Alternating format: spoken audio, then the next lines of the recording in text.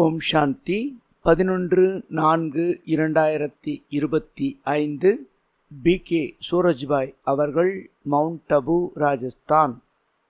நம்முடைய மனநிலையை எப்பொழுதும் குஷியாக வைத்து கொள்வதற்காக வீணான விஷயங்கள் கேட்பதிலிருந்து முற்றிலும் விடுபட்டு இருக்க வேண்டும்.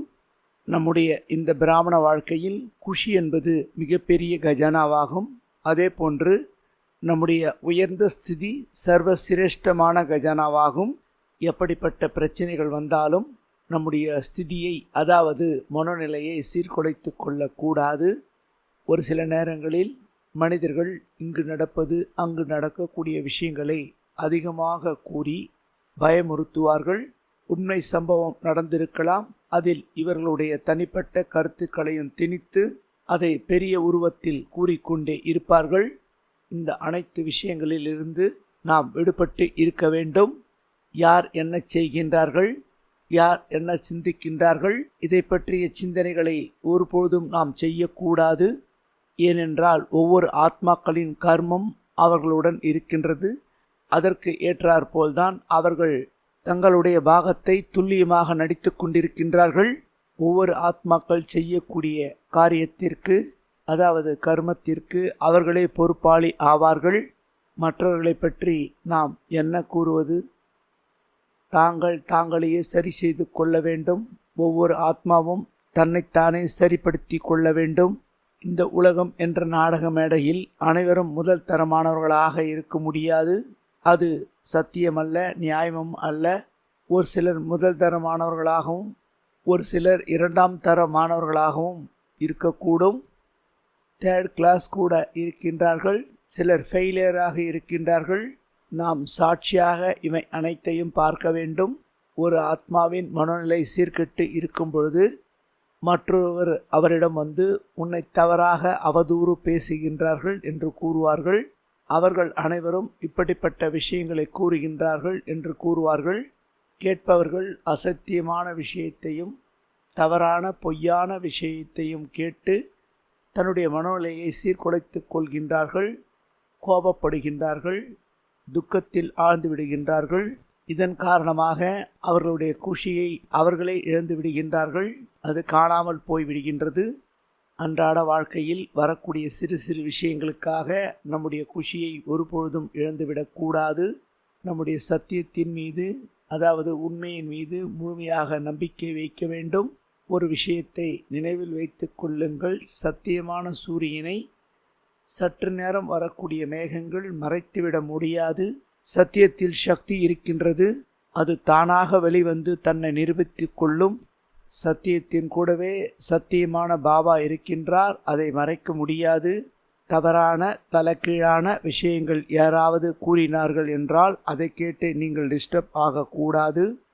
1000 பேர்கள் ஒன்றாக சேர்ந்து உங்களை பற்றி அவதூறுகள் பரவச் செய்யலாம். ஆனால் சிரேஷ்ட ஸ்திதியில் நீங்கள் நிலைத்து விடுங்கள். அப்பொழுது அவர்கள் உருவாக்கி இருக்கின்ற தவறான வாயுமண்டலத்தை உங்களுடைய சிரேஷ்ட ஸ்திதியின் சக்திசாலி வைப்ரேஷன் மாற்றி அமைத்துவிடும். ஆகவே வார்த்தைகளுக்கு பின்னால் செல்ல வேண்டாம். எங்கு வார்த்தைகள் அதிகமாக இருக்கின்றதோ அங்கு பகவான் இருக்க மாட்டார், பாபா இருக்க மாட்டார். அதாவது பாபாவின் நினைவு இருக்காது. யார் பேசுவதிலேயோ மூழ்கி இருக்கின்றார்களோ அங்கு பகவானின் உதவியும் கிடைக்காது. புத்தியின் லைன் கிளியராக இருக்காது. பேச்சில் மூழ்கி விடுவார்கள். நம்முடைய நேரத்தை வீணான வார்த்தைகளால் வீணடிக்கக்கூடாது. மற்றவர்களின் வார்த்தைகளை கேட்டு ஒருபொழுதும் நாம் வீணான சிந்தனைகளில் வரக்கூடாது. 63 பிறவிகள் நாம் மிகுந்த உழைப்பை கொடுத்து பகவானை அடைந்திருக்கின்றோம். அரைக்கல்பம் நாம் தேடி வந்தோம். சத்தியமான ஞானம் இப்பொழுதுதான் நமக்கு கிடைத்திருக்கின்றது.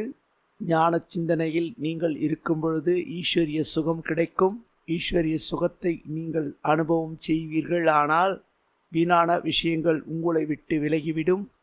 பேசுவதில் என்ன இருக்கின்றது? உலகம் முழுவதில் இருப்பவர்கள் ஏதாவது ஒன்றை பேசிக்கொண்டுதான் இருக்கின்றார்கள். இதனால் என்ன பலன்?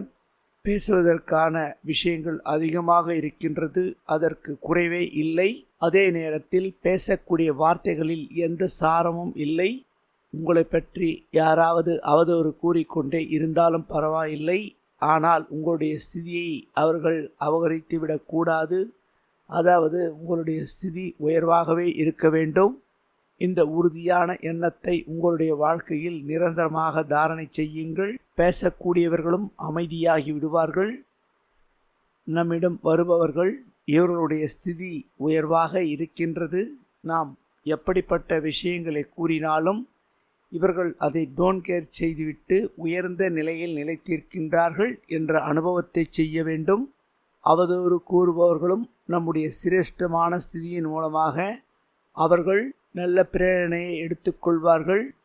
வாருங்கள், இன்று முழு நாளும் அனைத்து விதமான விஷயங்களிலிருந்து விடுபட்டு 5 சொரூபத்தை அனுபவம் செய்வோம். நம்முடைய அனாதி சொரூபம் ஆத்மீக சொரூபமாகும். நம்முடைய ஆதி சொரூபம் தேவஸ்வரூபமாகும். நம்முடைய மத்திய சொரூபம் பூஜ்ய சொரூபமாகும். இந்த பிராமண வாழ்க்கை பாக்கியத்தின் அடையாளமாகும், சௌபாக்கியசாலி வாழ்க்கையாகும். நாம் இப்பொழுது பரிஸ்தாவாக மாற வேண்டும். ஒவ்வொரு சொரூபத்தையும் மனக்கண் மூலமாக பாருங்கள், அனுபவம் செய்யுங்கள். ஒவ்வொரு சொரூபத்தை பார்த்து நல்ல எண்ணங்களை உருவாக்குங்கள்.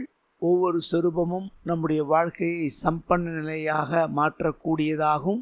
இன்று முழு நாளில் 1 மணி நேரத்திற்கு ஒரு முறை இந்த அபியாசத்தை செய்து கொண்டே இருங்கள். ஓம் சாந்தி.